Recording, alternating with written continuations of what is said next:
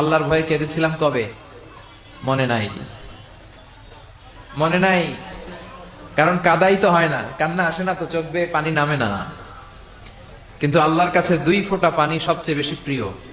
এক হচ্ছে জেহাদের ময়দানে রক্তের ফোঁটা, এই ফোঁটাটা আল্লাহর কাছে সবচেয়ে প্রিয়।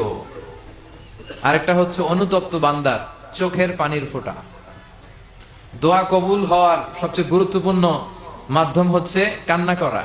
কি করা? বিষ্ণু ইসা ইসলামের জীবনে কোনো গুনাহ হয়েছে? কোনো পাপ?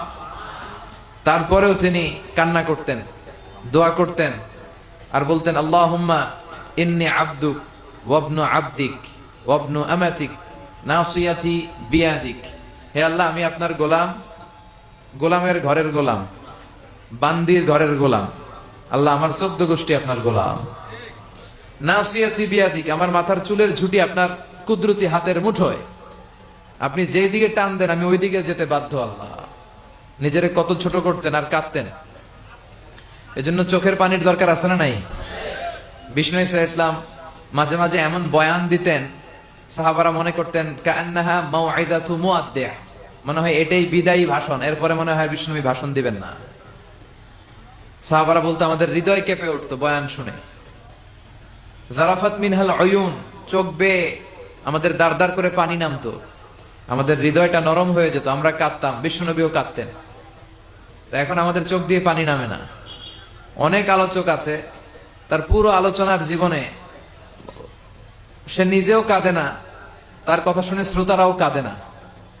তো এর কারণ হচ্ছে এদের হৃদয় নরম হচ্ছে না। হৃদয়টারে নরম করতে হবে। হৃদয় নরম করাটা অনেক গুরুত্বপূর্ণ জিনিস। চোখ দিয়ে পানি ঝরাতে পারা অনেক গুরুত্বপূর্ণ জিনিস। নিজের পাপের কথা স্মরণ করে আমাদের আল্লাহর কাছে কান্না করা উচিত এবং মাফ চাওয়া উচিত। চোখের পানি ছেড়ে যখন আপনি ক্ষমা চাইতে পারবেন, তওবা করতে পারবেন, ওই তওবা কবুল হয়ে যাবে। ঠিক কিনা? আমরা পাপ করি নাই জীবনে, কোনো অন্যায় করি নাই, আমরা এরকম কেউ আছি? চকরিয়ার ভাইয়েরা কথা বলেন, কেউ আছি? কত পাপ, সগীরা কবিরা, জেনে না জেনে, ইচ্ছায় অনিচ্ছায়, লক্ষ লক্ষ পাপের বোঝা। ঠিক কিনা? লুকিয়ে পাপ করেছি, কেউ দেখে নাই, কিন্তু দেখেছে কে? আমরা যেন বেশি বেশি আল্লাহর প্রশংসা করতে পারি। আল্লাহ তুমি তৌফিক দাও।